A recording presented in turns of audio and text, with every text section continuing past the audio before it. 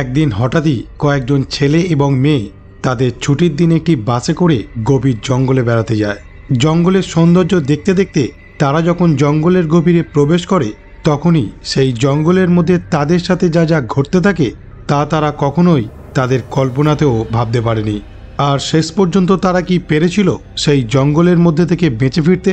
এই রকমই 2020 সালে মুক্তি পাওয়া একটি রুদ্ধশ্বাস হরর মুভির গল্প নিয়ে আজ আমি হাজির হয়েছি। মুভিটির নাম শর্টকাট। আর এই গল্পটি শুরু করবার আগে হ্যালো বন্ধুরা, আমি Soumyajit and welcome to the STV story. মুভির প্রথমেই আমরা জঙ্গলের মধ্যে দিয়ে একটি বাচ্চা ছেলেকে দৌড়াতে দেখি। ছেলেটিকে দেখে বোঝা যাচ্ছিল সে কোনো কিছু দেখে এতটাই ভয় পেয়েছিল, সেই জন্য সে এক জায়গায় হঠাৎ বসে মাটিতে হাত চাপড়াতে চাপড়াতে কাঁদতে শুরু করে দেয়। আর তারপরেই মুভির দৃশ্য পরিবর্তন হয়। সেখানে দেখা যায় একটি বাসে করে রেগি, নোলান, কার্ল নামে 3 জন ছেলে এবং কুইনি আর বেশ নামে 2 জন মেয়ে তাদের ছুটির দিনে তারা একসাথে একটি জঙ্গলের মধ্যে বেড়াতে যাচ্ছে। আর তাদের সাথে আছে সেই বাসের ড্রাইভার জোসেফ। বাসের মধ্যে বসে তারা সবাই নিজেদের মধ্যে দারুণ মজা করছিল। ঠিক সেই সময় তারা সবাই লক্ষ্য করে তাদের বাসের সামনে একটি বড় গাছের গুঁড়ি এবং রাস্তা ঠিক করে একটি গাড়ি পড়ে আছে, আর সেই জন্য রাস্তাটা বন্ধ। আর এই দেখে ড্রাইভার জোসেফ জঙ্গলের মধ্যে যাওয়ার জন্য অন্য আরেকটি রাস্তা দিয়ে যেতে শুরু করে, কিন্তু যাওয়ার সময় তারা লক্ষ্য করে না সেই গাড়ির গুঁড়ির নিচে একটি মানুষ চাপা পড়ে মারা গেছে। আর সেই রাস্তার পাশে কিছু মানুষের কঙ্কাল পড়েছিল। এরপর বাসটা যখন একটি ফাঁকা মাঠের উপর দিয়ে যাচ্ছিল তখন হঠাৎ করেই চারিপাশে প্রচুর কুয়াশা ভর্তি হয়ে যায়। আর এই দেখে তারা সবাই ভয় পেতে শুরু করে। ঠিক সেই সময় জোসেফ বাসের সামনে একটি বড় হরিণের মৃতদেহ দেখে বাসটিকে দাঁড় করিয়ে দেয়। তারপর সে বাসের মধ্যে সবাইকে থাকতে বলে নিজেই বাস থেকে নেমে হরিণের মৃতদেহটাকে টানতে টানতে জঙ্গলের ভেতরে ফেলতে যায়। এর অনেকটা সময় পার হওয়ার পর জোসেফ যখন বাসে ফিরে আসে তখন তারা সবাই লক্ষ্য করে জোসেফের মাথায় একটি লোক বন্দুক ধরে আছে। এই দেখে তারা বেশ ভয় পেয়ে যায়, আর কি করবে ঠিক করতে পারে না। সেই সময় লোকটি জোসেফকে বলে তার কথা মতো বাস চালাতে, আর তাদের 5 জনকে বলে তারা যেন চুপচাপ এক জায়গায় বসে থাকে, আর তা না করলে তাদেরকে সে গুলি করে ওখানেই মেরে ফেলবে। তখনই বাসের মধ্যে থাকা কার্ল সবাইকে বলে সে একদিন সকালে যখন তার বাবার সঙ্গে বসে ব্রেকফাস্ট করছিল তখনই সেখানে একটি নিউজে সেই লোকটির ছবি দেখেছিল, আর সেখানেই সে জানতে পেরেছিল এই লোকটি একজন সাইকো কিলার। তার নাম পেট্রো। কিছুদিন আগেই এই লোকটি জেল থেকে পালিয়েছে, আর এই লোকটিকে পুলিশ খুঁজছে। এরপর রাত হয়ে যায়, তখন পেট্রো বাসের সবাইকে বলে তাদের কাছে থাকা মোবাইলগুলো বাইরে ফেলে দিতে। তারা সবাই মোবাইল ফেলে দিলেও তাদের মধ্যে রেগি নামে একটি ছেলে মোবাইলটা কিছুতেই ফেলতে চায় না, আর সেই জন্য পেট্রো তার কাছ থেকে মোবাইলটা কেড়ে নিয়ে নিজের কাছে রেখে দেয়। এরপর রাত গভীর হয়, আর বাস গভীর জঙ্গলের মধ্যে দিয়ে চলতে থাকে। একটা সময় জোসেফ জঙ্গলের মধ্যেই আরেকটি নতুন রাস্তায় ঢুকে পড়ে, কিন্তু সে ঢোকার সময় লক্ষ্য করে না সেই রাস্তাটি একটি পুরনো আর্মি ক্যাম্পের দিকে যাচ্ছে। সেই সময় বাসের মধ্যে 5 জন চোখের ইশারায় নিজেদের মধ্যে বলা বলি করতে থাকে যেভাবেই হোক পেট্রোর হাত থেকে বন্দুকটা কেড়ে নিতে হবে। এরই মাঝে দেখা যায় বাসটি সেখানে একটি টানেলের মধ্যে ঢোকার পর হঠাৎই স্টার্ট বন্ধ হয়ে যায়। এই দেখে পেট্রো জোসেফকে বারবার বাসটিকে চালানোর কথা বললে সে বলে বাসটির ইঞ্জিন খারাপ হয়ে গেছে। জোসেফের এই কথা পেট্রোর কিছুতেই বিশ্বাস হয় না, তাই সে তখনই বাসে থাকা কুইনির মাথায় যখন বন্দুক ধরে তখনই জোসেফ বাস থেকে নেমে ইঞ্জিন ঠিক করতে যায়, আর তার সাথে পেট্রো মেয়েটিকেও নিয়ে যায়। ইঞ্জিন সারানোর সময় হঠাৎই সেখানে ইলেকট্রিক চলে যায়, আর চারপাশ থেকে নানা রকমের অদ্ভুত শব্দ হতে শুরু করে। এই দেখে পেট্রো মেয়েটিকে নিয়ে বাসের মধ্যে চলে যায়, আর জোসেফকে বলে সে যেন সামনে গিয়ে দেখে কোথা থেকে শব্দ আসছে। জোসেফ যখন অন্ধকার দিয়ে সামনের দিকে এগিয়ে যাচ্ছিল তখনই সে তার সামনে হঠাৎই এক অদ্ভুত প্রাণীকে দেখতে পেয়ে যখন তার সামনে যায় তখনই সেই প্রাণীটি তার উপর ঝাঁপিয়ে পড়ে। আর এই দেখে বাসের মধ্যে থাকা সবাই যখন ভয়ে আঁতকে ওঠে তখনই পেট্রো বাসটিকে স্টার্ট করার চেষ্টা করতে গিয়ে দেখে বাসের চাবিটি সেখানে নেই, আর সেই চাবিটি জোসেফের কাছেই ছিল। এই দেখে পেট্রো বাসের মধ্যে থাকা বেস নামে একটি মেয়েকে জোসেফের কাছে পাঠায় চাবিটা নিয়ে আসার জন্য। মেয়েটি ভয়ে ভয়ে জোসেফের কাছে চাবিটা আনতে গিয়ে দেখে জোসেফকে প্রাণীটা সেখানেই মেরে ফেলেছে।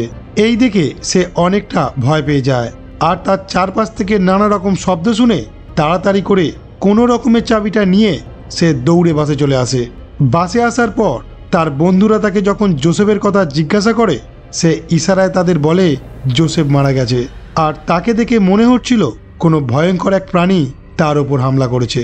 পেট্রো চাবিটা পাওয়ার পর বাসের মধ্যে থাকা রেগিকে যখন বারবার বাসটিকে চালানোর জন্য জোর করছিল তখনই রেগি রেগে যায় আর এই দেখে পেট্রো যখন তাকে গুলি করতে যাচ্ছিল তখনই বাসের মধ্যে থাকা বাকিরা তার হাত থেকে জোর করে বন্দুকটা কেড়ে নেয়।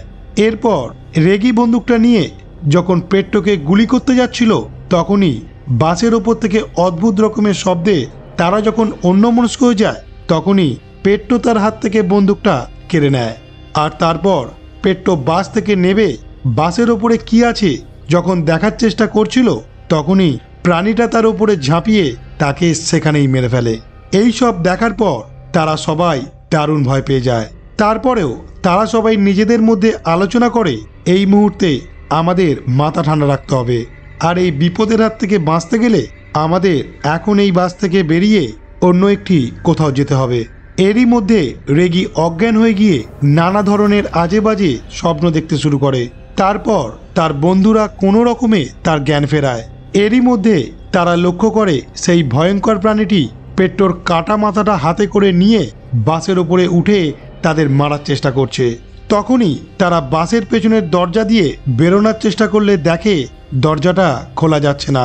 এরই মধ্যে তাদের অজান্তেই তাদের হাতে থাকা লাইটের আলো যখন সেই প্রাণীটার ওপর পড়ে তখন তারা দেখে প্রাণীটা সেই আলো দেখে ভয় পাচ্ছে আর তখনই সেই টর্চের আলোয় প্রাণীটাকে ভয় দেখিয়ে বাসের পেছনের দরজাটা কোনো রকমভাবে খুলে সেখান থেকে ছুটতে ছুটতে সেখানেই থাকা একটি অন্ধকার বাংকারের মধ্যে ঢুকে পড়ে। তারা সেই বাংকারের ঘরে তারা সেখানকার একটি ম্যাপ দেখতে পায় আর সেই ম্যাপে তারা সেখানকার একটি কন্ট্রোল রুমের ছবি দেখতে পায়। তখনই তাদের মধ্যে বেস আর নোলান ঠিক করে তারা দুজন এখন সেই কন্ট্রোল রুমে গিয়ে চারিপাশে লাইট জ্বালানোর ব্যবস্থা করবে।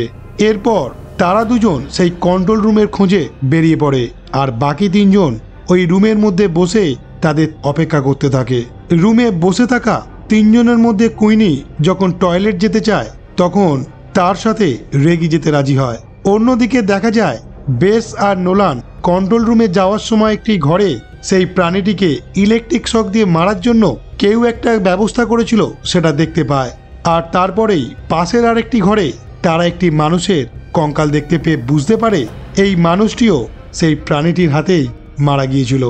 অন্যদিকে দেখা যায় কুইনি টয়লেটে গেছে আর তাকে পাহারা দিচ্ছে রেগি। কিন্তু একটা সময় রেগি লক্ষ্য করে তার পেছনে কুইনি নেই। সে তখনই রুমের মধ্যে থেকে কালকে ডেকে এনে দুজনে মিলে কুইনিকে যখন এই দিক ওদিক খুঁজছিল তখনই তারা একটি অন্ধকার জায়গায় দেখে সেই ভয়ঙ্কর প্রাণীটি কুইনিকে মারার চেষ্টা করছে। তখনই রেগি তার হাতে থাকা মশাল দিয়ে যখন সেই প্রাণীটিকে ভয় দেখায় তখনই প্রাণীটি তাকে ছেড়ে দেয়।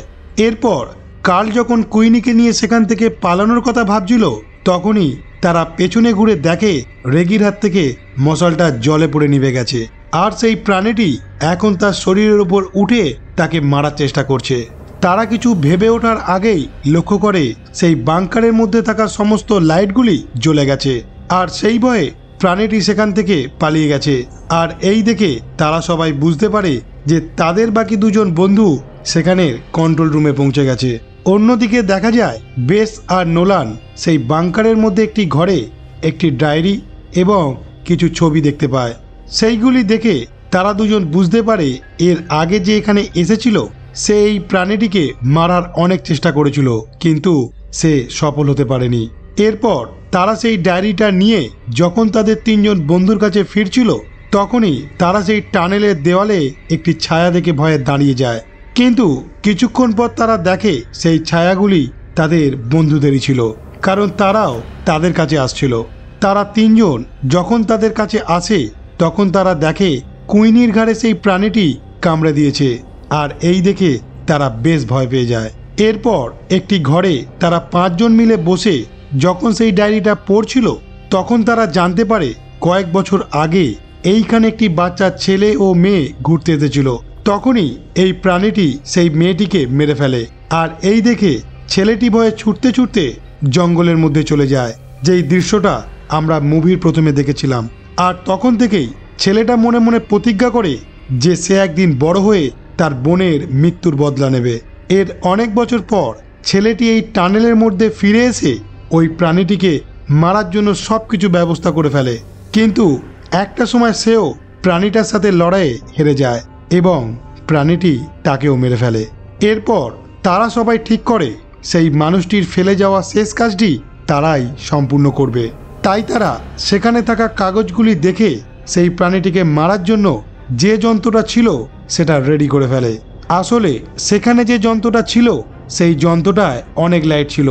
তাই তারা সবাই মিলে ঠিক করে যখন সেই প্রাণীটা তাদের কাছে আসবে তখন তারা সেই মেশিনের সব আলো জ্বালিয়ে দেবে। আর সেই সময় প্রাণীটি যখন কিছু করতে পারবে না তখন তারা সবাই মিলে প্রাণীটিকে ওখানেই মেরে ফেলবে।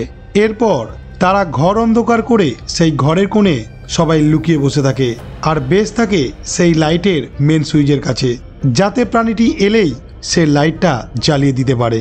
এরপর প্রাণীটি সেখানে এসে যখন রেগির ওপর আক্রমণ করে তখন দুর্ভাগ্যবশত বেশ অনেক চেষ্টা করার পরেও লাইটের মেন সুইচটি দিতে পারে না।